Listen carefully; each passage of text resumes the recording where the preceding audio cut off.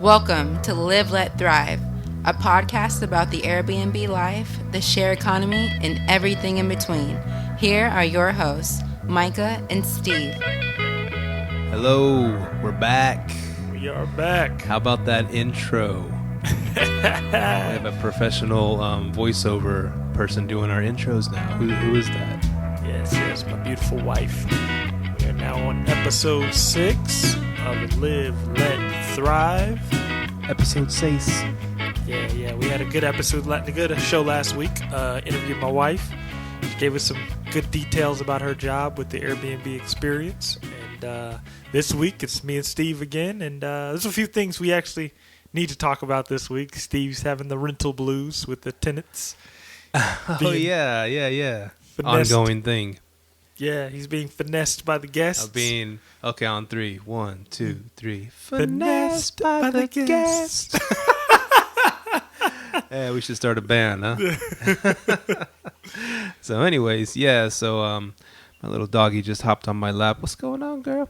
So anyways, we're episode 6. We're already here, man. We're almost at double digits, right? Yeah, halfway last week. We're having a blast doing it. We love talking about everything Airbnb, everything short-term rental, share economy, all that good stuff. And I hope y'all like listening to it because that's why we do it, you know? It's not for the money. We don't get money for this. Do it for the listeners. We lose money. I could be working overtime right now. But anyways, how you been since last week? Good, man. Good. That's Myka. Yeah, Myka. I've been good, man.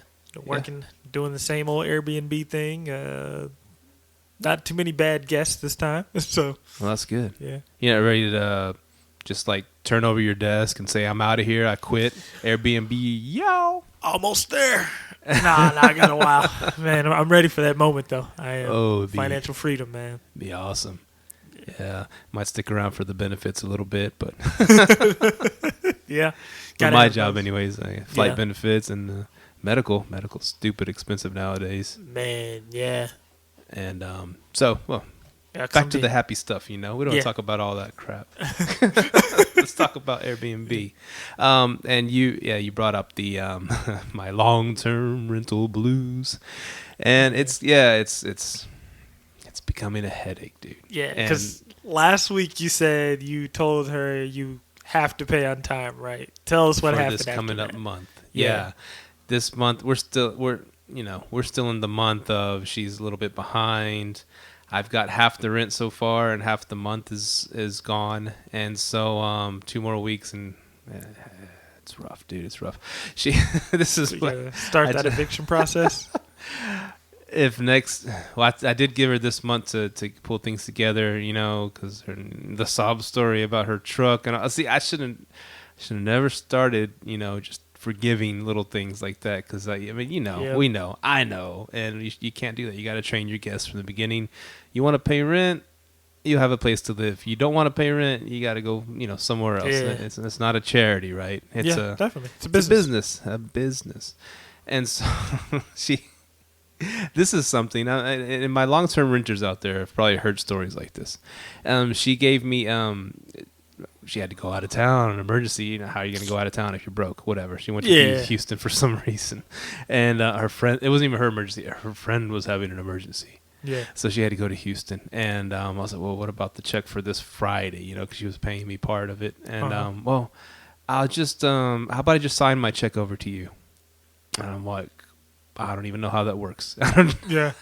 I've never dealt with checks, you know, since my coming of age of the whole finance stuff. Yeah. It's been all, you know, computer. It's been done at most everything on the computer, online banking, whatever. Yeah. Since I've, you know, started my own whatever financial journey. I did checks when I was back in high school, maybe, and I remember it's been a while.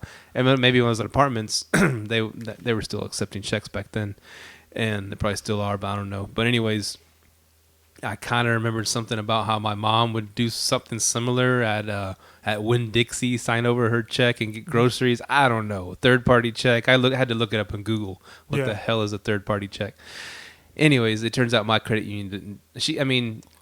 She left the check at the house in Arlington, and I went and got the check, and I was like, well, I guess I'll go put it in my bank. My credit union doesn't take third-party checks. Yeah. It's just period. There are banks that do, but I'm not part of those banks. And I just told her, listen, this is I can't do nothing with this thing.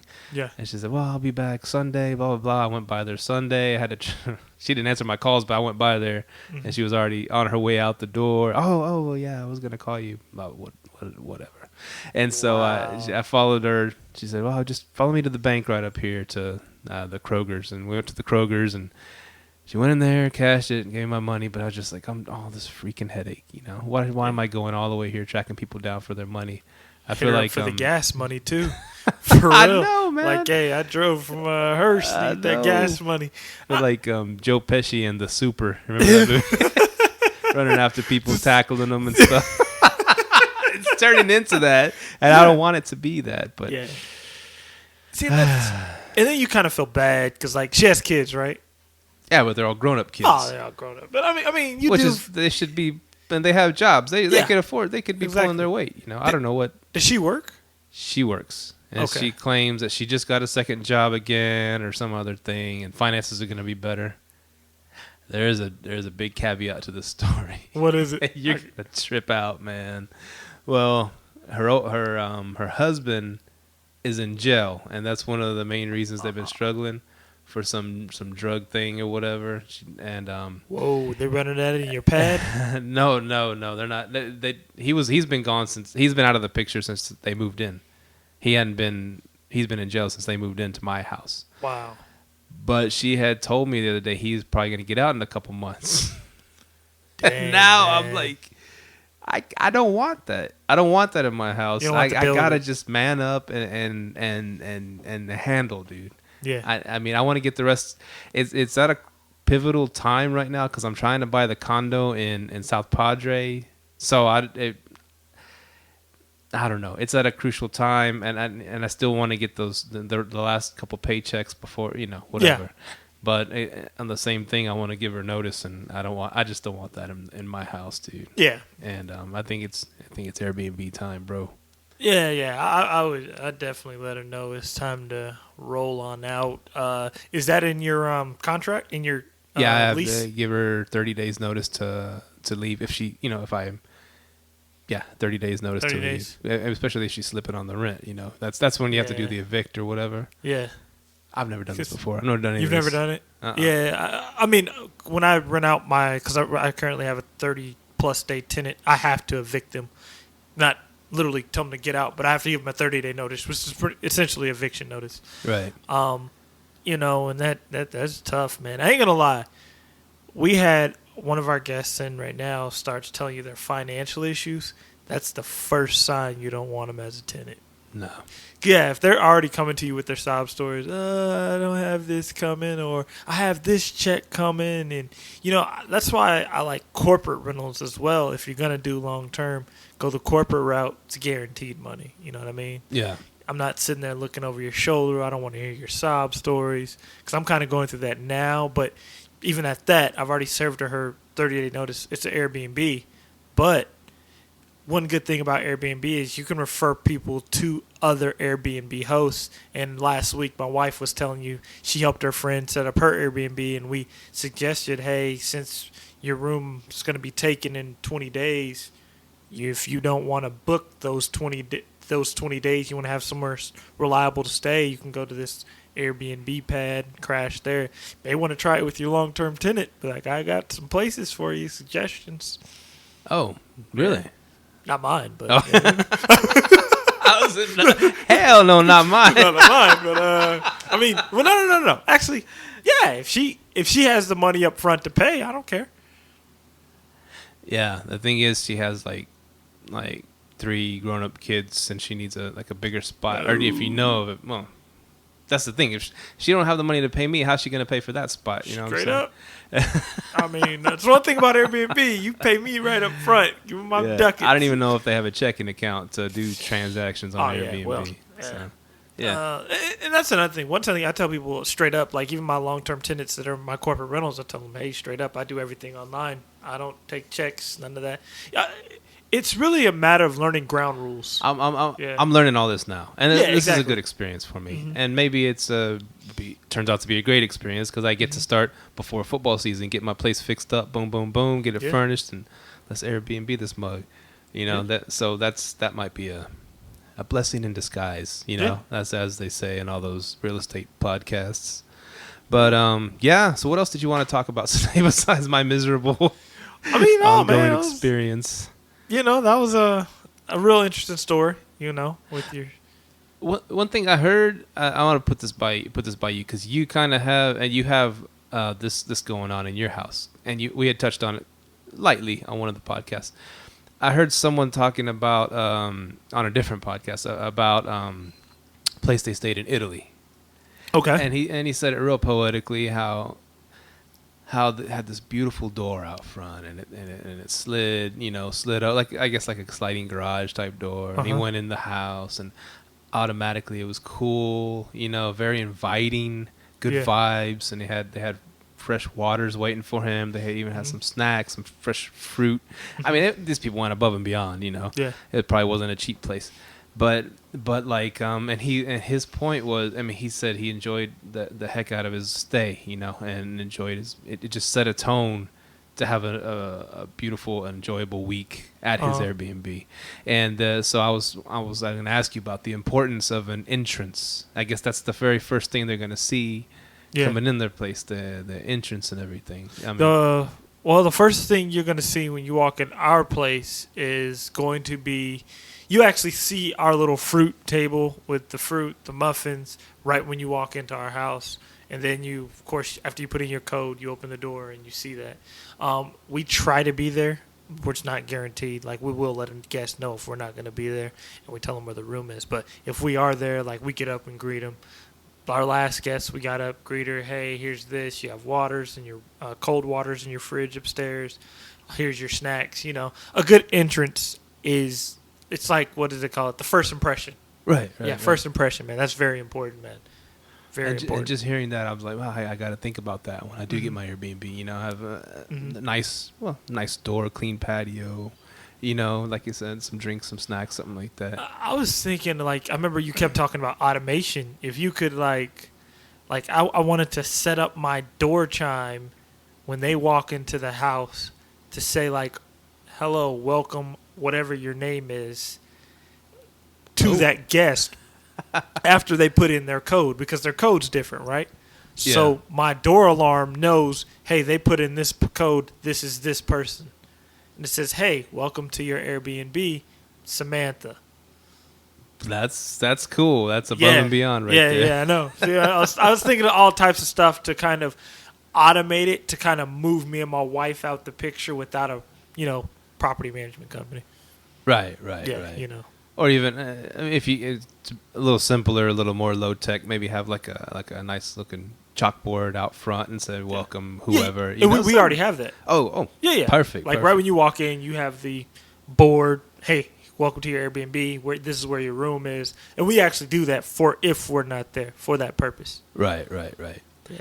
And another point they brought up. Well, I told you before about the commercials that I'm starting to see about Airbnb. You've seen some of them? Yeah, I've seen one. Okay, and they're pretty cool. They show the Eiffel Tower, they show whatever they show. Yeah. And their catchphrase or whatever is "live local," or is it "live local"? Live local. Is that live like a local or something? Oh wait a minute, is it travel? I don't know. What does it say? Yeah, live like a local. So, in other words, you're going to a spot and you're in someone's house and you're enjoying the neighborhood and whatever, like a local. Like you're not just a tourist out there going to all the tourist traps and all that stuff. And that's one thing I actually like about Airbnb, because when I go to a city, I kind of like the tourist spots, but at the same time, I'm like, what do these people do on an everyday basis? Like, where's the residential area? Like, that was one thing when I first moved to Arlington. When I first started coming down here to Arlington from Arkansas, I was like, okay, where's the residential area at? Because I kept going to North Arlington, all the hustle and bustle. Okay, where do people lay their heads at? Where's the houses, And all the houses in North Arlington are just more expensive as hell, Yeah. $500,000 houses up there by the stadium, So I'm like, damn, So, yeah, I actually like that. And I think that's where Airbnb is different from your VRBOs. They're not saying, "Hey, we're vacation rental. Come live like a local. Come check out the city for what it really is." You know? Yeah. That makes sense. Yeah. And that's how and how I love to travel. I love to go spots, and we'll do like I told you in Barcelona. Yeah. We stay in small town. It's not in Barcelona. It's right at my 20 minutes drive. Yeah. And it's called Vilanova i la Geltrú. And it's a little beach community. Plus, they have the infrastructure of a city. It's like a miniature Barcelona. It's really, really beautiful. Little coffee shops. It's real Europe. Yeah. Real Europe. It's not the touristy, whatever. And so, but like on the same, and we love it there. We could just stay there the whole time. But on the same time, we say, well, we're gonna go to the city at least once while we're here, and look at the beautiful artwork and all the museums. We'll do the touristy stuff for one day. Yeah. Kind of get that out of our system. But this is where we like to be. Yeah. And in Mexico, the same thing. I mean, we'll go to the city, the center of the city, and hang out there for a little bit. But we like being in the real towns where the real people are, where the day in day out stuff. And I just always love traveling like that. Yeah. I just don't feel like a need like to do tours and go to, and let's do the walking tour. Let's do this kind of tour. Let's do this. Just a bunch of what's it called, the sheeple, being bussed around doing the touristy stuff, and then paying for the overpriced touristy crappy food and drinks, And I just like to go where the real, like I was picturing Paris, and I saw a cool Airbnb, and I'll try to find it and post it on our website. But there's one in Paris where this lady rents out a little a camper, like a camper trailer, whatever, out here on her property. And it's just overlooking these hills and the wine, the grapes and the mountains, and it's away. It's a few hours away from Paris. Yeah, but it's in France, and it's just beautiful, and it's just a little bitty town. I'm sure like the local winemaker makes some awesome wine. I'm sure the local, everybody has their own job. They make the baguettes, they make the this and that, and you're experiencing like the real French culture, not the fresh cheeses, the fresh vegetable, to make a meal, and you're not just going to. They're putting on a show for you. They're not putting on a show for you. This is what they do. This is how they live. Exactly. And you sit down and you meet people and you break bread with them, and it's not like and I hear Paris, and they say, oh, Paris is so expensive, $10 for a little bitty cup of coffee or whatever, and $20 for a burger, for example. And who'd eat a burger? I don't know who'd eat a burger there, but I'm just thinking, well, you're in the number one tourist spot in the world. Of course they're gonna gouge you. That's how Paris makes its living. But you go outside there to the real spots, real civilization, the real towns, you're not going to get gouged. Plus, you're going to enjoy yourself that much more. And that's how I love to travel. Hey, that Airbnb place you're talking about, how many reviews does it have? Oh, hundreds and hundreds, and it's just like off the charts. It's off the charts, like Superhost, whatever. And it's just a simple little camper. Little bitty camper. Yeah, see, I started noticing like a lot of like kind of out of the city Airbnbs, like in Atlanta. That number one requested treehouse in Atlanta. That's like the number one Airbnb spot. It's like on the outskirts of Atlanta. Okay. And it's like a treehouse. It's pretty tight treehouse. Like has a full blown bed in it. You climb up this tree. There's a bed. This big long bridge you walk across. Wow. I think to like get to like the living room or the kitchen. It's pretty tight, Today I actually seen somebody put a tiny home on there. They listed it for $175 a night. And 0 ratings on it. Oh, just saw on Facebook a tiny home convention's coming to Arlington. Really? In the next week or two or something. Yeah, I'll let you know. Out. Probably the convention center, but it showed a picture of a tiny home. That's a good mix. Tiny home plus Airbnb, I wonder how much they would rent for it, because like the guy, he had no reviews. Matter of fact, we're going to look that up. Look that up. Like, look it up. What can tiny homes do with Airbnb? But that's the hip new thing now, man. I know.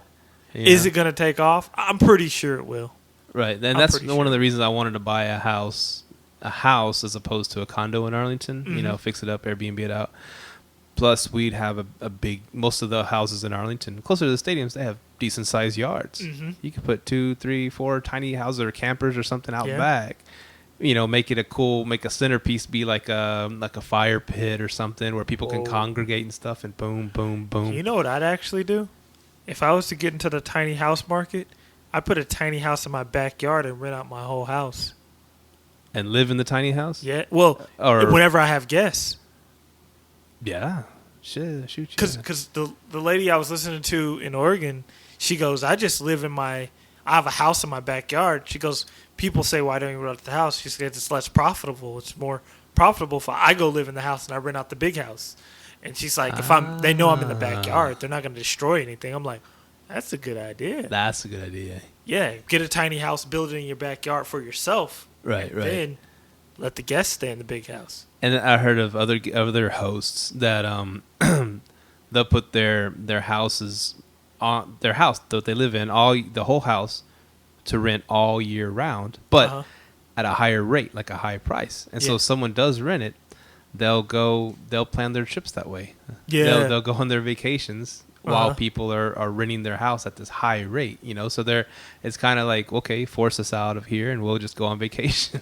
Man, that's a good way to do it, man. Putting equity in your house too. But even Jasper, from Phil me in here.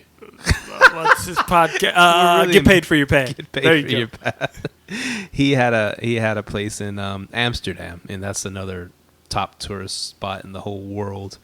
And so he was pretty much at 90% capacity or 99%. Yeah. He was always, and he said that people would come in sometimes, and he just, he wouldn't even be there. He'd go rent a hotel or rent something. Yeah, I mean, at this point, he's to the point now where he's probably always booked. People know who he is.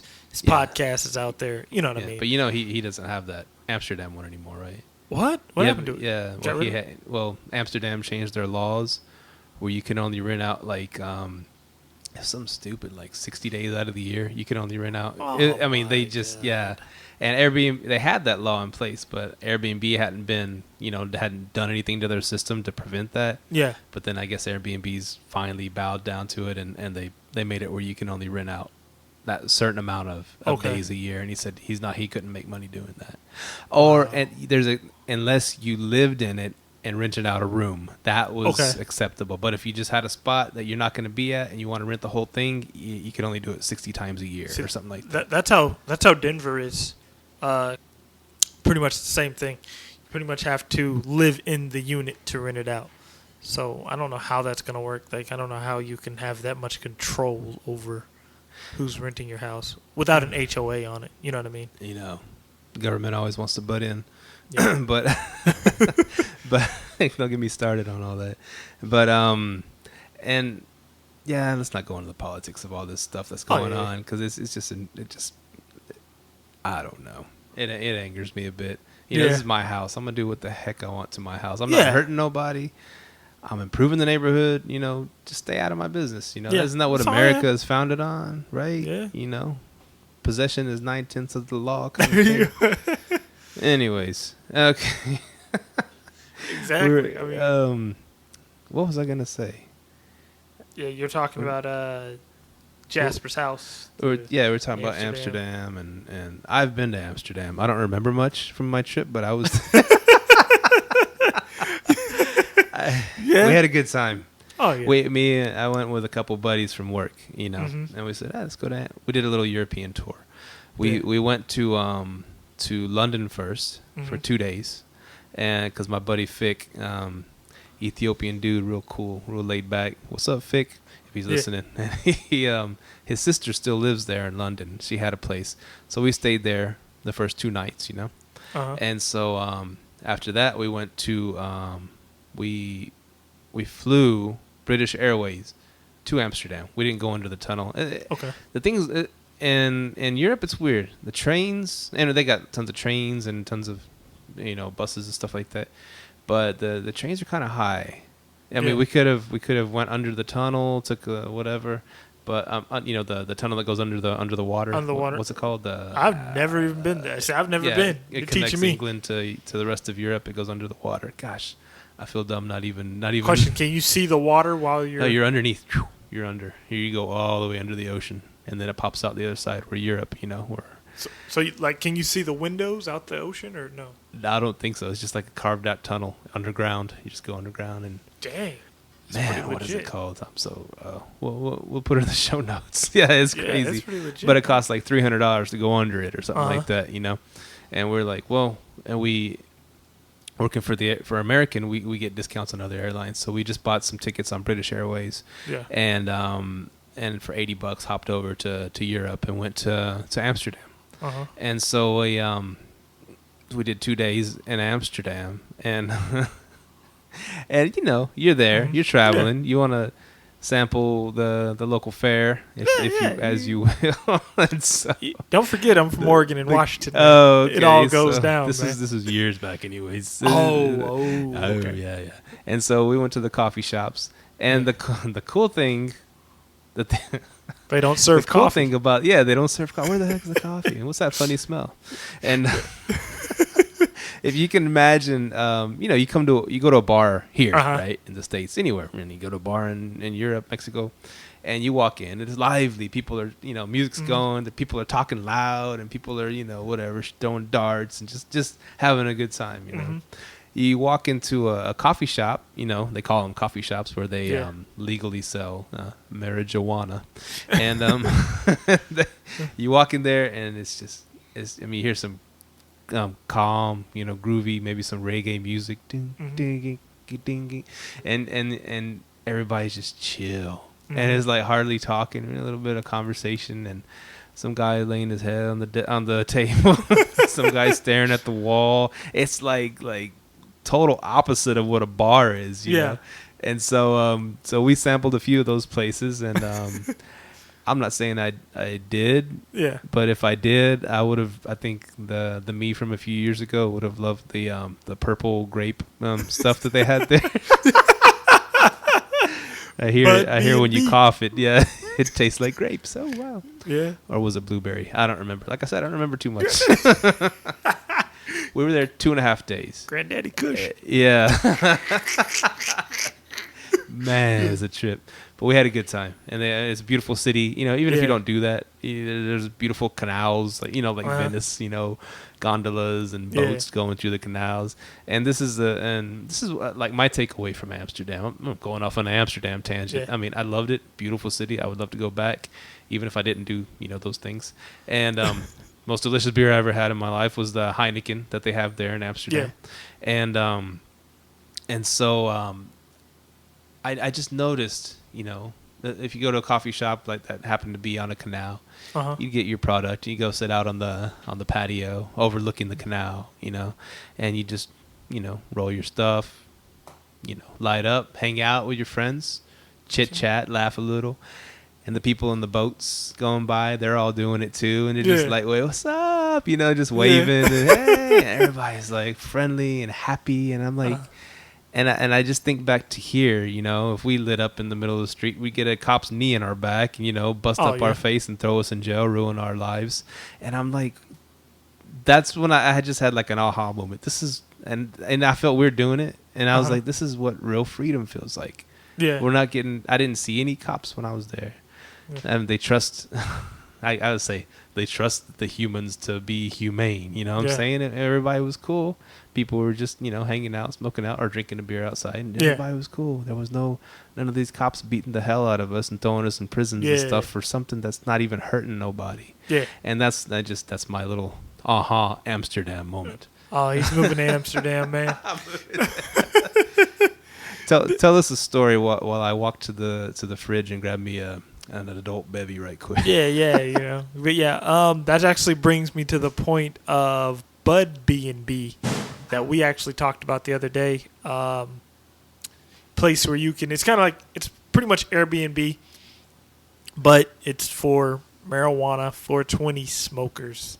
And I actually wonder, are those starting to become popular, I guess, in like what areas? California, Washington, and probably Oregon or Colorado as well.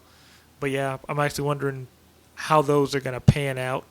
I forgot some person was suggesting doing it in Texas, which I was like, hell no, probably being watched. So Yeah, that was pretty cool. Like, it's a bunch of BnBs starting to come out. Like it was one called the Inclusive, which is for the minorities, I believe, and then one was the Mr. BnB for the homosexual community. Right. And then, it's a bunch of stuff. I think they're called the gay community, right? Yeah, gay. My bad. Gay I don't know. I hope I don't offend anyone. But I don't think people get offended. I don't know. Well, yeah, I don't know. Nowadays, America. everybody gets offended. Yeah, right? It's America. I don't call them the right name. Yeah.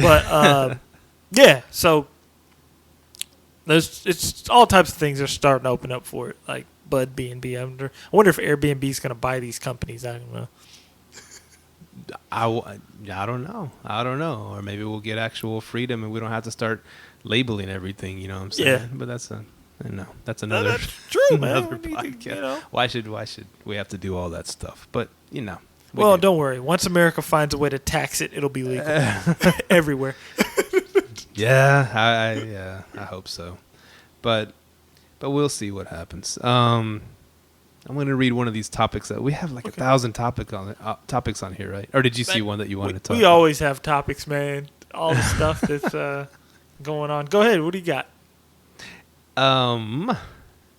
We already the last podcast we talked about our meetup. We do have a meetup, and it'd be cool if people can make it to our meetups. Airbnb meetup, not a other thing meetup. Yeah, Airbnb meetup.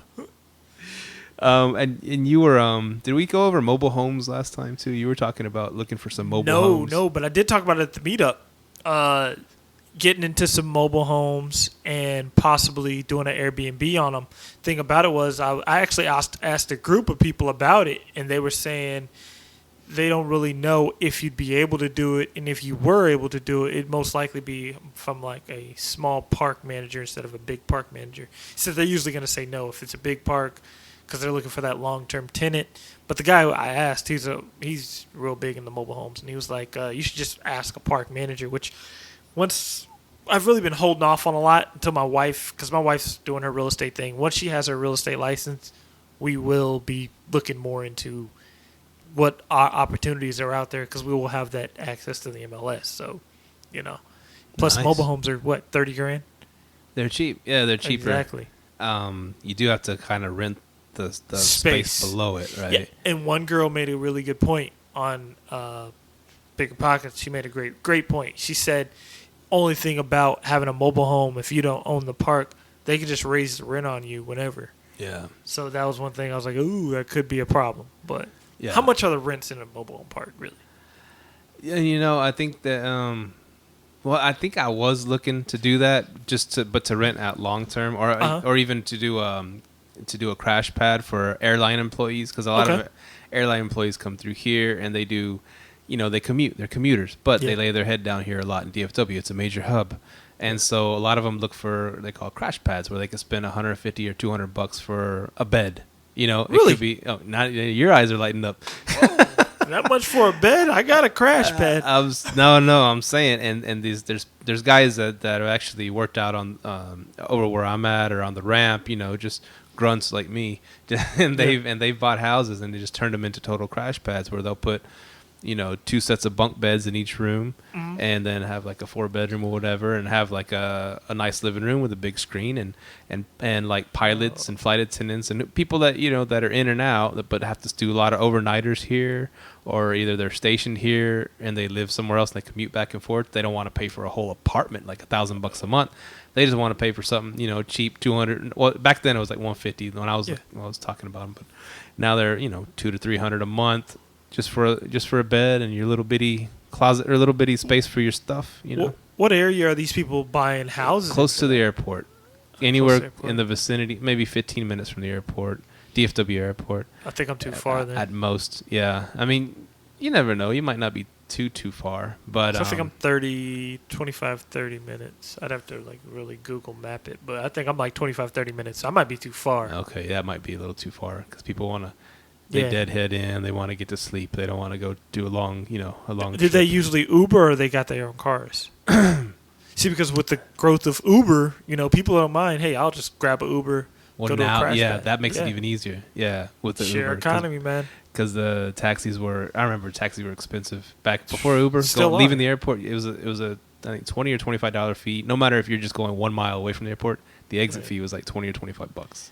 In taxi, actually, one good thing I've seen that the taxi industry is doing, they're kind of like bombarding markets. Like if you look at, like if you ever go to Vegas and go outside the airport, they make it hell to catch an Uber. They just line up all these taxis and they give you a taxi and a cop points you in direction to go to a taxi. So you're gonna drop like 45 getting to wherever you got to go, getting right off the right off your airplane. You know what I mean? Jeez. Like, but after that, once you're out of that space, you can go grab an Uber. You know. The only thing cool about Vegas, well, I mean, there's a lot of things cool about Vegas, but like about leaving the airport was a taxi. Back in the day when I went a few times, the taxi was like $35. You get a limo for the same price. It was you could get a limo into your hotel for the same exact price. Are you sure? Back in the day, it was about the same price. I mean, just straight to your hotel. It's not like they're gonna take you around town or nothing. You get a limo in Vegas now. You know what they got attached to that, man. You know the slappers out there with the cards. Yeah, take you to that good ranch. But yeah. So but yeah. So that's why I was looking at mobile homes, because there's some like close to the airport, and I was thinking, I'll just get me in a mobile. Yeah, there's some mobile home park. It's crazy. In Euless, which is crazy freaking expensive because it's so close to the airport. Yeah, there's some mobile home parks over there in Euless, and I was like, man, I grab me one of those. My neighborhood's actually right next door to a mobile home park. Really? Yeah, right next door to one. That's why me and my wife are looking at them, because they're like pretty cheap. And mobile homes, people always think mobile homes. Now, when we're talking about mobile homes, we're not talking about the things with the wheels. Right. Yeah. Mobile homes are actually nice as hell on the inside. Yeah, they're nice. They got hardwood floors. They got granite countertops. Exactly. People don't know that. Really nice. Like a lot of people don't know, when you walk into a mobile home, it's like high dollar shit, stuff in there. That's right. Yeah, We're allowed one of those. Yeah, it's like high dollar stuff in there. I was like, dang.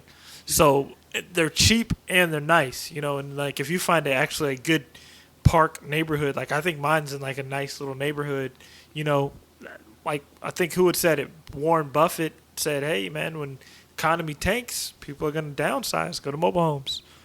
So I mean, he knows a few things about investing, don't he? Definitely. And that's real quick on Buffett. Like we listen to a bunch of podcasts on real estate and everything, and they always ask him like something like, who's your inspiration or this or that, and so many of them quote Buffett, right? Warren Buffett. Even though he's not into real estate. I mean, I guess he, by some of the stuff he invests in, he is, but he's not a real estate guy. He's a stock market guy. And a lot of these real estate podcasts, they're like, oh, don't mess with the stock market, do real estate, Yeah. But all these guys' heroes is Warren Buffett, the biggest stock guy there is. Yeah. I just thought that was a trip. Yeah, and a lot of people, Warren Buffett, the reason I like him is when he talks about real estate, he's talking about it in an effective manner. Like he's like, if I'm going to go into real estate, I'm going to get something low that's going to bring me a big profit. That's how I am, Mobile homes were perfect. Like when he actually talked about those, Right. He actually owns, people don't know this about him, but I actually learned it in the little 3-day session me and my wife paid for $200. Yeah. He owns a hell of a lot of mobile home parks. He buys them by the park. Yeah, he buys the entire park. Nice. So, yeah. I see signs all over Berkshire Hathaway property, all over the place. There's really? there's in Arlington over there by where I was at. There was Berkshire Hathaway property signs, for sale, for lease, whatever. And this is a Berkshire Hathaway property. I was like, dang, he's in everything. He's in everything. He is. And so interesting. We need to dive in. We need to look into mobile homes. Yeah. I mean, that's a good thing to Airbnb, cheap cost too, man. One thing we failed to talk about, since we have like 1,000 topics on this run sheet, and excuse me real quick. This is the first brewski I've ever had on the podcast. I just thought I deserved a cold Corona. We're not sponsored, but I have a cold Corona. And if you need one, just let me know. I'll grab you one. I'm just kidding. No, I'm not kidding. Okay. We didn't talk about it last time. HGTV. I'm trying to buy. I'm still in process of buying a condo over in South Padre Island, Texas, and beach community, beach condo, and so so my real estate agent hit me up, and she's like, "Hey, would you have any interest in being on HGTV?" And I was like, "Well, yeah." I mean, it's funny because we have a little baby. Me and my wife, we have a brand new little baby, a few weeks old. And when my wife, when we first got home from the hospital, I took 2 weeks off from work, two vacation weeks consecutive. I've never done that in my life. I took 2 consecutive. Really? I was like, well, 2 weeks with the baby, it'd be cool. And so we did a lot of HGTV watching in those 2 weeks, and it was really cool and inspiring. I wanted to get out there and and buy something and fix it up, which I probably would fail miserably at. But anyways, it's cool to watch other people do it, and then and knock it out in like 10 minutes. Yeah, and so there you go. 2 days. So we were binge watching HGTV, all the shows, and my wife liked it too. And then out of the blue, my agent hits me up, says, would you want to be on one of the shows called Island Life? And I was like, yeah, that would be cool, Yeah. And so she's like, okay, well, here's a thing to fill out, fill out a resume or what was it called, application. And so I did that and sent it and emailed it to them. And a few days later, they hit me up with an email saying, "Hey, we would like to do an interview with you on the Skype or FaceTime." And I said, "Oh, we got iPhones. We'll do FaceTime." Mm-hmm. And so they interviewed me and my wife. We were on the couch with our baby and our little dog, and she just asked us a bunch of questions. What is living? Because they're assuming we're gonna move there to live and all this stuff and. Why do you want to leave Hurst, Texas, and traffic and all this bull crap, and it's too congested here. What does living on the beach mean to you? All these crazy questions. And it means, of course, I'm trying to exaggerate. It means freedom. It means letting my hair down. Let me just don't worry about work and all this stuff. And so it was a cool little like a 10-minute interview, and that was that. And so that was just a few days ago. So I mean, if we get chose, we get chose. If not, not. And I did read up on it a bit, and it says you'll be there for like a week filming. You might be in the same house because a lot of these people, what the shows don't tell you, a lot of these people already bought the damn house before they filmed the show. Yeah, and so they hit up people that are already closing on a house or already purchased a house. And they put like 3 or 4 other houses in the mix, and they sit there, and the wife and husband argue over the house, which one they're going to choose, but they already bought one of them. Yeah. So what they do? Well, remember, if you go on there, wear your Live Let Thrive T-shirts, put on for us. Heck yeah. But like me and my wife, I should have talked about this last week, but me and my wife were on MTV. So what they're going to do? They're going to have me and my wife were filming for about 12 hours. And we were on TV for about 12 minutes. So, I'm dead serious, man. You're going to do all that filming. You're going to finally watch the episode and be like, that was it? But it was pretty fun, though. It was fun. Like, you can check out me and my wife on the X and the Y on MTV. Look that up. The X and the Y. I'll put a link to it on our I'll put a link to it website. on our website. Yeah, we were on that. Yeah, and it was a long 12 hours, and then you're on there for 10 minutes, man. I was like, wow. That's what someone described about the House Hunters or one of the shows I was reading about. They're going to set you up in this nice condo that's not even yours. Beautiful background. You're like, dang. What they do is they go rent people's houses out. By the way, I thought of that as a business too. Because I know MTV producers, hey, man, you guys need a spot. I got you, Heck yeah. Yeah. No, so. and they talked about that in the article I read, and they said you'll look at one house and you'll be there for like 6 hours, going in and out the same room over and over, like pretending like you hadn't seen it yet, and just like, oh, I surprised it, I did that over and over and over, doing different takes, and I was like, and at the end of the day, I think for that House Hunters one, it was like you get paid $500 for doing it. Yeah, because I got paid like $500. My wife got paid like $1,000. So it's. After you're on TV, you see how scripted it is. Oh yeah. Like you would be shocked at how scripted it is. Like I tell people, man, these reality shows, it's a bunch of scripted crap. It is. Right. It's not real. Scripted. It's not real. It's scripted. And unlike this show. This show is not scripted at all, as you can see. Freestyle. We get on something and we just talk about that, and then next thing you know, it's 60 minutes is up. You know? There you go. And that's why we have 1,000 topics, and we've only talked about maybe 3 things in 6 shows, right? Yeah, there you go. But yeah, I kind of want to get into that liquid space with, like kind of that you have a spot and you give it to somebody for X amount of hours, like MTV. I think we talked about it in the first episode. We won't go back into it. Another thing with cameras. Porn. I don't know. We didn't really touch on porn. We talked about people hooking up at your places. Yeah, but you said turn on the cameras and it's legal. Yeah, but I'm saying like literally that costs money. Like those aren't people's houses. A lot of the time and plus. Not saying I watch porn all the time, but what I'm saying is if you actually watch, they're not actually in hotel rooms all the time. They actually rent out people's spaces, swimming mansions. Pool. Yeah, exactly. So I wonder how much those people are charging for that, especially if they're renting out mansions, man. They're charging up the... Oh, that's a bad joke. Yeah.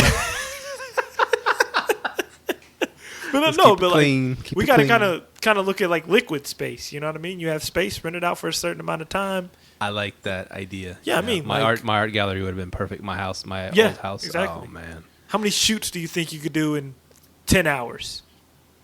Of probably what? 2. Of what? Well, you know what I mean. Oh, I mean, like, seriously, if you charge someone $100 an hour. And my buddy that I told you about the last episode, who dropped at 30 G's to get this classes, and these guys got him onto these 2 houses. They're really nice houses in Dallas, close to downtown. Really nice, big Preston Hollow, Preston Wood. I don't know, real nice houses. They paid like $500 for each. Their plan was to flip them for $8 and make fix them up. Are you serious? And then sell them for $800 or more. They wanted to hit some home runs real quick, right? Don't go for the high dollar, man. Like, did the people talk him into doing that?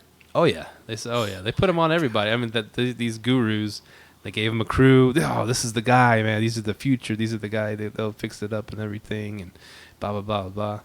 It's a long story, but to stick onto the porn subject, we're talking. One house that he still he sold one of them already. Yeah. Which was the ranch style. And okay. This other one's a 2-story. For some reason, people would rather have a big ranch style house, right? Instead of the 2. I don't know. And they're more popular, I guess, a little bit. Yeah. And both of them had pools, but this one in particular, it's closed off, and it has a.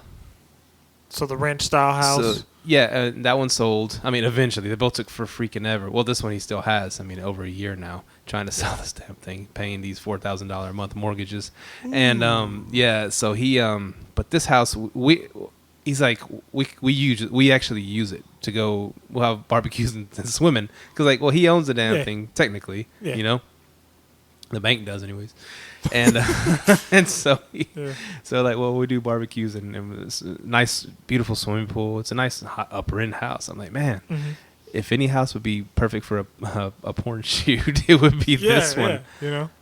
But I mean, he bought it. Like I said, he was towards the his retirement age, and he wanted to hit a couple home runs. So he used his retirement account to buy it, and you can do that, but you can only flip it. So he can't even rent it out like corporate. I was thinking, corporate rental. He said you can't turn it into a rental. You have to flip it if you're going to use your retirement account. So he's kind of stuck with it. Yeah, that's tough right there, dude. Don't try to hit home runs right off the bat, people. Yeah, especially with flipping, dude. Do some bunts, Yeah, I know. Get a couple base hits. Like, dang. Now he's stuck with an $800,000 pad. Yeah. Dang. Oh well, hey man. Hey. Another thing I wanted to touch on was we spoke of Padre because of the show, the HGTV show, but did I tell you what happened with the why the what's it call it? We've been delaying because of the insurance. And they fixed that, but it won't go into effect till August. Yeah. And so, the HOA lady, the head of the HOA, has been my poor agent. She's been pounding her, saying, "Hey, when are you going to close? When are you going to close?" Been hounding her, And she's like, "Well, it's the insurance and this and that." And she found out why they were so desperate to sell. Why she was pressuring her. Oh man! Because the people that have the condo, they haven't paid HOA fees in months. They owe like over $5,000 in HOA fee. I don't know how you let it get that out of hand, being the head of the HOA, but they just haven't paid their dues in months. And so, but the agreement, I guess they keep postponing the lady from sticking the lawyers on them. Yeah. Because she's saying, look, it's listed. We're selling it for cheap. Once it sells, we'll pay you what we owe you. You know. So I guess that kept the HOA lady at bay. But that's why she's like, I got to do something. They've been here not paying, blah blah blah. And so that's good for you, though, right? It's great for me. They're pushing. And so I'm like, whatever. I mean, they're gonna keep extending them to sell the damn thing. And they're not gonna say, okay, you've had enough time. They're not gonna do that and put it back on the market again. I actually wonder, like, how long can you go without paying your HOA fees? Was that 5? Yeah, I guess it all depends on who's running the damn HOA. Yeah. I'm pretty sure not at my condo, man. They trip on you about every little thing, man. Like my neighbor my tenant had a barbecue, and they said her type of grill was illegal. Like, it was crazy, man. I'm like, come on, man, really? Yeah. I've heard a deal like my buddy bought a condo over there in Euless, and it was a standalone townhouse, and in the little townhouse community, there's some ladies that live in another one over, and they I guess you start as soon as you move in, you get hip to everything, and they said they haven't paid their dues in years. What? And they're like, well, what can't they? I thought you could kick them out, but I guess since they're paying the rent every month and they're not trying to leave, I think they put a bunch of liens on them. But until they leave, they can't really cash in. You know what I'm saying? Yeah. So I don't know exactly how that works. If someone can evict you for HOA fees, I'm looking that up. I don't know. Huh. If not, I'm gonna start saving $200 a month. Say that. For real, man. Dang. I mean, if they can't evict you, there's no point of paying that crap. Well, because mine's pretty high. Like $200 a month. That comes out to what? How much a year? Over $2,000 a year. Yeah. So that's pretty high, but yeah, it's pretty high. But I guess the only thing I could see is they'll put liens on your stuff, so when you sell it, you won't get no money from selling it. You know what I'm saying? That's true. Or you might, yeah. And but that's a good question. Maybe one of our listeners out there knows the answer to that. Yeah. Call us. Call in. 469-300-9100. Another cool thing, real quick, while we're on the topic of Padre, they're building. Elon Musk is building a launch pad out there, a SpaceX launch pad, right at the very tip of South Padre Island, Texas. So that's going to be a big draw. So when that gets in, they're doing space shuttle launches. Boom. I'm going to charge a little more for people to go down there. Yeah. And where my condo is, you could actually see the shuttles going up, Really? Sweet. Yeah. Space tourism. Yeah. Oh, yeah. There you go. I'm talking about. Yeah. That'll bring the money in. Seriously. What do you want to talk about, man? Man, after last week, man. Oh, man. Okay. What grabs you about listening to a new podcast? Because I mean, I'm sure you've tried a bunch, and then a bunch you're like, they turn you off right away. Yeah. Like when you hear, okay, this is a podcast about, hear people come on, start talking. What immediately is like, oh, cool, I like these guys, I want to listen to them, or what? No, I don't want to listen to this stuff. Mine's content. What's your content? And if it's content that I can kind of relate to, like it's something I like to learn, you know what I mean? Teach me something I don't know, or if I have an idea, take it to another level, That's the type I look for in a podcast, like something I can learn. Like that's what attracted me to Shampoo and Booze. Like they were teaching me things. Even Jasper's Get Paid for Your Pad. He's teaching you things about what you love to do. Like, that's mine. How about you? Well, I guess I meant it in a way like, okay, When we started talking about the other week, we started talking about mobile homes. Yeah. So instantly, I went to look up if there's any mobile home real estate podcasts, and there's a few. Yeah. And so one that I jumped on right away, it was a guy's like, he already had an intro. It was like episode 1. He had like an intro already, like music and stuff. And he goes, and he's like automatically, "Hello everybody, we're here to talk about the mobile the bustling mobile home industry and how you can make money and this and that." He had like a car salesman voice. Yes, a car salesman voice. Yeah. And I hung in there for a little bit, and he started talking about it. Yes, and you might know my other podcast, a number one real estate podcast that's called blah blah blah. He just had that sell. Like I didn't have a word for it. Yep. But you just summed it up for me. And I instantly turned off. I was like, man, this is gonna be a long sales pitch. You know, if you follow my blah blah blah, and then you'll be making money in mobile homes in no time. That whole sales pitch crap. This is kind of funny because it catches a lot of people, I'm sure. Yeah. And the thing is, like, there was a meetup the other day that I don't want to blast anyone, but there was a meetup the other day that I was afraid would have been a sales pitch, so I didn't go to it. Is that the one from yesterday? Yeah. Oh, okay. I kind of figured it would kind of be. I just kind of like went through it a little bit, and I could tell it kind of had that sales pitch feeling. It does turn some people off. Sales pitching is good for people that kind of don't know much, you know, and kind of aren't. A lot of people aren't confident in themselves because, seriously, most of these people, you're paying them to give you information that you can Google.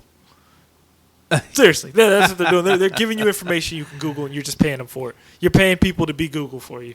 Like, I can kind of tell as one of those. So, yeah, a lot of those podcasts do it, too. Yeah, hey, we can do this and that. Even, I don't want to say Bigger Pockets is like that, but some of the guests are kind of like that. Yeah, some of the guests are sales pitches. Sales pitches. Yeah, sale pitches. And so I still have it on my my iPhone, whatever. I'm gonna remove it, whatever. Excuse me, damn beer. But there was I clicked on another one, and it was a trailer. It was a trailer. What's it called? Mobile home podcast also. But the guy just came out, hey, we're talking about mobile homes and this and that, and it just sounded like me and you talking. Monotone. Well, we're not monotone. No. Oh, okay. Never mind. Yeah, it sounded like me and you talking, doing our thing, and just sounded like a normal guy just sharing information. I was instantly drawn to that type of podcast, like you said, the shampoo and booze. Yeah. Even Bigger Pockets, and I mean they're they're professional. They know their stuff. They're very professional and everything, but they're laid back too. Yeah. So I like listening to them, and so I was instantly drawn. I was like, this is a podcast I'll enjoy because it's just a regular dude, sharing his experiences with he's not all of a sudden saying, yeah, I've made millions on the motor. And then just like, God, I don't want to hear the sales pitch, man. Yeah. And see, that's what's cool about me and you. We're kind of beginners in the Airbnb, and then we kind of know what to look for as a guest, what to look for as a host, and we just kind of share those experiences, That's it. Yeah. No frills, no bells and whistles. Yeah, but you can send us $99.99 to our PayPal for expert advice. Experts. Yeah. The gurus. And so, that was a question I wanted to ask you. Yeah. How do you choose your podcasts? Yeah. I'm definitely looking for something I can learn. Oh, and I had one on here. Go ahead. I was like, LLT moving up in the podcast rankings. We're number 29 now, of the Airbnb search. No, I think we went up. I know, but this is old. We went up. Yeah. We're number 5 now. Yeah. If you go to your iPhone, which you're probably already looking at it or whatever, and driving, you shouldn't do that. And you type in Airbnb under the search, we're the 5th one that pops up. Yep. And there's like 3 ahead of us that haven't done a podcast in a while. So. Yeah, and the thing is, we're 5th with how many episodes? 5 now? This is 6, so 5. This is episode 6, yeah. Yeah, so we're moving so on up. By the time episode 6 drops, by the time I, get it edited and put it out there. Chopped and screwed. Put it out there. Yeah. And chopped and screwed. We're in Texas. And guess what? I'm from Houston. Yeah. And by the time it's out there, we might even be higher. Who knows? knows? Yeah, hopefully. Who knows? Yeah. But I thought that was kind of cool. We were like just a few days ago, or a week ago, we were number 29. I was stoked about that. I was like, cool, number 29 in the whole world when you type in Airbnb. Yeah. And now we're badass. Yeah. We've actually had people. Hit me up on Bigger Pockets about the podcast. I haven't had a guest inquire about it. That was pretty cool. So once we put it on our business profile page, people starting to listen to it. That's pretty cool. That is cool. And I'm glad you guys are out there listening and spreading the word, you know? I mean, like I said, we're not selling nothing. We're just having a conversation about something we're passionate about. And we're pretty soon we're going to be looking for guests. Yeah. We might have landed a big guest pretty soon. We'll see how that goes. Look out for that one in the future. We'll see how that one goes. But we might have landed one. But I mean, big, small, medium, we don't care. We just want to hear people with interesting stories. And you've already told me about a few that you've got your eyeball on that you think would be a great guest for the show. We already had Mahogany, and she did a great job. Yeah. And she even earned, the intro and outro on our shows now. Yeah. So, yeah. She killed that outro. Killed it. She should have just dropped the mic at that moment and just like put it in a casket. Yeah. She killed it. But yeah, so we enjoy doing this, and yeah, that's all I wanted to say. What, you're looking at your phone? You got a topic right there you wanted to hit? Yeah, like kind of like the shampoo and booze, how they named the podcast Shampoo and Booze from what people were left behind. Our last guest left behind a fresh pair of drawers in our bathroom. Oh, man. A fresh pair, like as in unused or used? I think they were used. So, like, my wife happened to be running errands that day, and it happened to be the checkout was on a weekend. So, on weekends, I could get the helper. So, I walk in the bathroom, and there's these, like, drawers just sitting there. I'm like, what does it mean? So I immediately text my wife. I'm like, hey, man, there's some drawers in the bathroom. I'll let you handle that. I was like, I'll go ahead and get the room ready. I'll start washing sheets. Dang. Yeah, man. Please pick up your drawers when you leave. At least, yeah. You can leave a sock, we'll let that slide. But drawers, man. It was funny, though. Just telling the world what you've been doing. You know what I'm saying? Yeah, for real, man. Like drawers all up in the bathroom, dog. Come on. How do you forget those? I don't know, man. How do you forget those? Do you put something on here called the big accomplishment? Is that what you put? Oh yeah, that was for becoming the superhost, man. Oh yeah. So we talked about because you had a. Did you put that link, the Facebook link, on there? Oh yeah, another dog mauling. Eesh. That's all I was saying. Like, yeah, man. Say no to dogs. Yeah. Say no to the pets, man. Say no to the pets. And one that you got, a topic that you got you excited was the hosting a pay-per-view fight night at your Airbnb. Yeah, I wonder how you could do that. Like, I wonder if you could do it as I found something out about the experiences. It's only in certain cities. You don't have it here yet, DFW? No, they have it in Seattle, San Francisco. It's a bunch of cities. It's mainly big overseas, like Turkey, Spain. There's a lot of museums and outdoor stuff to see. Probably. Yeah, I think that's maybe what it is. After I started, because what I did was after that podcast, I think 2 weeks ago, I actually went on there and started looking at how to host an experience, and I'm like, oh, it's only in certain cities. It's not here yet. But when it does, that'd be something to look into. I mean, when your guests get there, say, hey, you can throw some things at them. This is what we're going to be doing this week. You don't want to be, involved or not. You wouldn't have to add Airbnb to the mix. You know what I'm saying? Yeah. Like even a fight party. Well, fight parties are kind of owned by bars now. You know what I mean?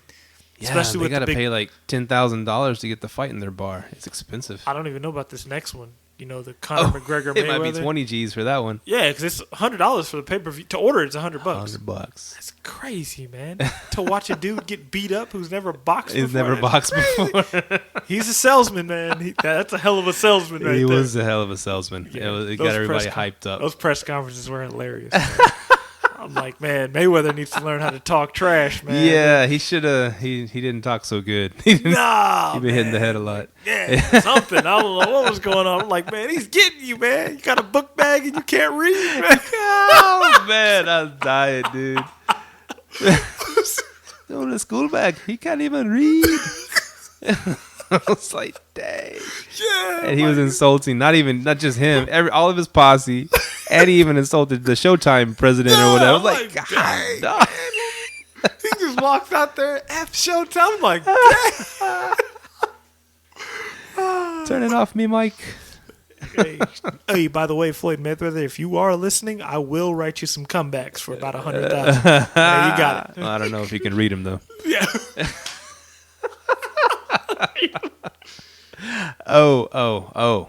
Okay, this is one. This is like a practical business thing. We don't talk a lot about. We give tips and pointers, but like, okay, tips on running your business. Do you designate one day a week on improving your business model? Just one day. Hey, we're not gonna do that. I'm gonna boom. And we're gonna learn how to grow this. We're gonna do this. One specific day that you do that. What we do is I kind of do it by word of mouth. Like, usually guests give you an idea. That's the thing about hospitality. Your biggest ways to improvement is by listening to your guests, what they want, what they need. Yeah. Looking at your competition. If you want, look at other hosts, what they have. But to improve our business, a lot of it comes from the guests. Last week we went and bought the air conditioning unit. We bought a new bed, queen size bed, and we got a king off OfferUp, man. Go. Yeah, so we just kind of stock. We're actually stockpiling stuff in our garage right now, just in case we get another spot, throw it in there. But yeah, to improve our business, cutting back on costs is one big thing that we really need to sit down and figure out how to do, which we know how to do it. It's just acting upon it, like creating our own website for our timeshares. That's the biggest thing. Once we have that, then I might be able to flip over the desk, But yeah, because the Airbnb fees, I've already talked to them about. Well, yeah, but Airbnb service fees went down. Really? I don't know if it's because I'm a super host, but they sent me a message saying that you're going to start seeing cents being taken out of your payouts because the service fee is no longer $3 to $5. I think it's like a little smaller percentage than that. Mm-hmm. Yeah. So everyone was saying when Airbnb goes public, it's going to go up. It's actually starting to go down. Wow. Yeah, because I think they got so many people listing on there. Because I think the other day they said they have over 3 million listings and only 1 million of them are actually people's homes. The rest of them were like random tree houses, things like that, like timeshares. So, huh. That's interesting, man. Yeah. So, how about you? About improving yours? That's what I want. I mean, kick out the tenant. And I've identified the problem now. Well, I didn't mean like I guess I wasn't talking about specifically what are you going to do to improve. I was talking about the like. Okay, here's what I was thinking. What I need to do, and I haven't done it yet because I've been working all this damn overtime to try to. Got a new baby. Plus, I'm trying to get this house, this condo in South Padre Island, and so I've gotta have expenses. So I've been working so damn. But I think it's very important for a business owner or someone that runs a business, whatever, to at least just Monday or Tuesday. That's gonna be my day. I'm not gonna work. I'm not gonna do no overtime. I'm not gonna I might even have I'm not gonna host any guests on this particular day, a day that's a slow day. I'm gonna block out one day a week or even just one day a month, and I'm just gonna tackle all the business stuff. I'm just gonna sit here. We're gonna brainstorm. I want to brainstorm with my partner or my wife or whatever. We're gonna brainstorm. Okay, what are we gonna do? Well, I mean, how can we scale this thing? What should we do? What should we try? Boom, boom, boom. And try to contact all the people. Let's just say internet, cell phone, all these services that we're paying that we just keep paying and paying and paying. Netflix, or contact the ones that you could actually get a lower price. Check out your properties if you're paying PMI on properties, just all the business related stuff, and try to boom boom at least one day. I think one day a week would be good to sit down and do all that stuff. Designate, because the way I'm going right now, I'm burning the candle at both ends. Yeah, and I know I need to sit down and do that, but I just haven't made time for it. And I think it's very important to do that. I know exactly what you mean though. I'm actually been not dreading doing it, just so busy. It's the time. Because we're doing the Airbnbs. We got so many requests coming in today. Like right now, I have to go home. Like I know right now when I get home, I'm going to be at the computer because I got 9 more listings to add, so Yeah. it's just, so it's just, I actually haven't done that. I haven't thought about doing that, but I think that the other day you heard me talking about snoozing my listings, and this is one thing I'm going to bring up to Airbnb. When you have a lot of listings, I can't just go in there and turn them off. You know what I mean? Yeah. I need to be able to mass turn all of them off, because this weekend I'm going to Houston. I don't want to sit there and have to keep going over and over to each listing, snooze 60 times. Yeah. Yeah, I want to be able to snooze all, boom, I'm on vacation. You know what I mean? Right. So, and yeah, we haven't actually had a time to do that, but I kind of keep it in my head. But if it's in your head, you got to kind of put it on paper and do it. I wonder, like, you said you let your niece run some Airbnbs before or something like that? Yeah, but I didn't have nearly this many listens. Oh, wow. Okay, so you wouldn't pay her, like, here's a few, here's some money to just go and keep hitting all these snooze buttons over and over again or something like that. I don't know. That's a good idea. Just a thought. That's a Kids good are good idea. with computers, so I just here's I don't know, whatever, $50. Just keep this is what you do all weekend. Just keep hitting the snoozes over and over. Yeah, that's a good idea. I may have to call her up and do that. I need to send her a text, actually. Yeah, that's actually a good idea. Pay someone to do it. That's what I do, man. I'm a good idea guy. Yeah. Thought you knew. Because if you sit there and snooze them all, because that's a long process. And I was thinking about that when I was uploading it. Like, geez, how am I gonna ever go on break with these listings? Boom, boom, boom. Yeah. And I guess that was that was another thing of my. I thought of it today. I 6 a.m. That's when my shift starts at work. Yeah. 6 a.m. and I get after my coffee kicks in. It's cliche, but after the coffee kicks in, I start feeling good. Start doing my work and boom, boom, boom, and I start thinking about the podcast and like getting ideas and sending them, putting them on the notes and I'm just like. I feel good all the way till about 12. Yeah. I put that on this topics, most productive hours during the day. Yeah. And I think if I didn't have a job, I think I would force myself to get up early. Yep. And hit it and start doing all the business related stuff, knock it all out before 12, because after 12 I know that's when I start fading. Okay. That's when I start going downhill. You're like me. You're a morning person. I like the mornings. It's hard to get up, but once I do, I'm cracking. I'm up and cracking, and that's when I'm most creative. Most I get all this, Me too.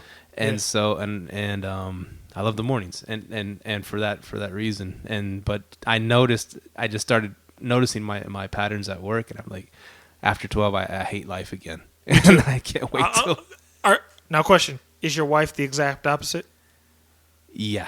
She doesn't like getting up in the mornings at all. And when I'm on vacation, we go on vacations and stuff. Let's get up early. Let's go. Boom, boom. Yeah. I have to wait for them to get up. My wife's the exact same way. See, that's crazy. I can kind of tell. Like, my wife's the exact same way. Like when I like on the weekends, I'm up, cracking, moving. My wife, she's sleeping until 12.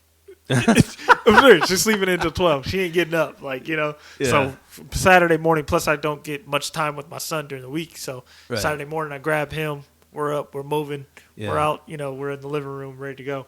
So, and that's when I know my mind's working best. Like in the evening, like right now, when I go home, I probably won't do those listings, but I'll either do them tomorrow morning or later in the evening, like once it's time to get off work. Because once it's time to get off work, I sometimes take a nap in my car during my lunch hour.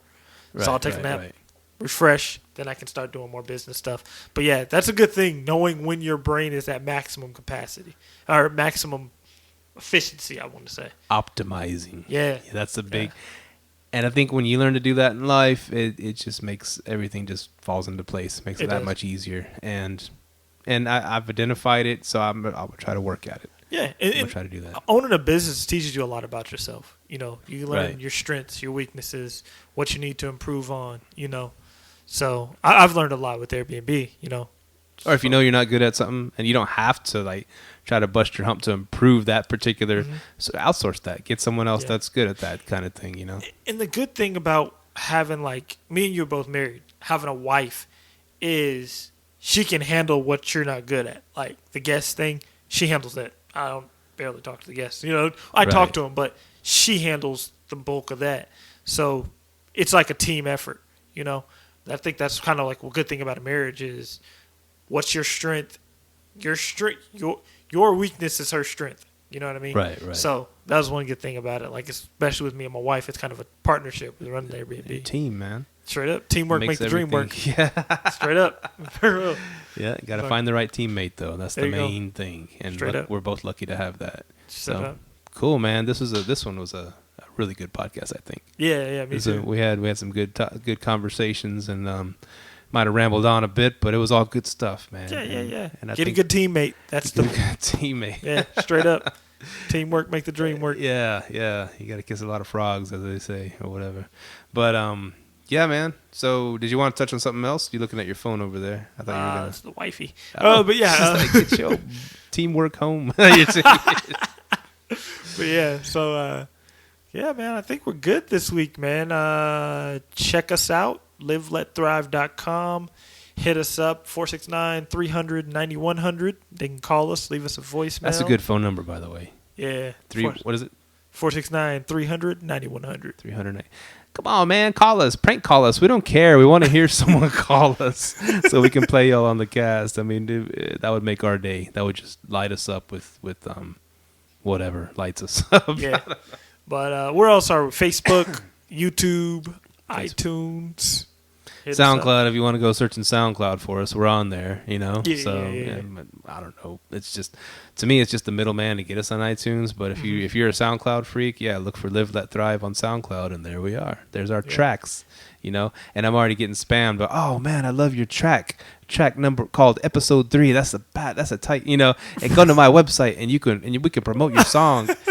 It's not a song, bro. Wow. Spammers everywhere.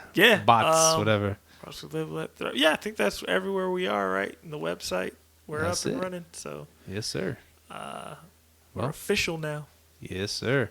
We'll say our goodbyes. Steven, Myka, we're out. And your wife's going to actually do the sign-off. So there we go. Peace out. Handing it over to Mahogany. Peace. Thank you for tuning in to this week's episode of Live, Let, Thrive. Be sure to tune in next week for all the latest in the world of Airbnb and all that entails. Bye-bye.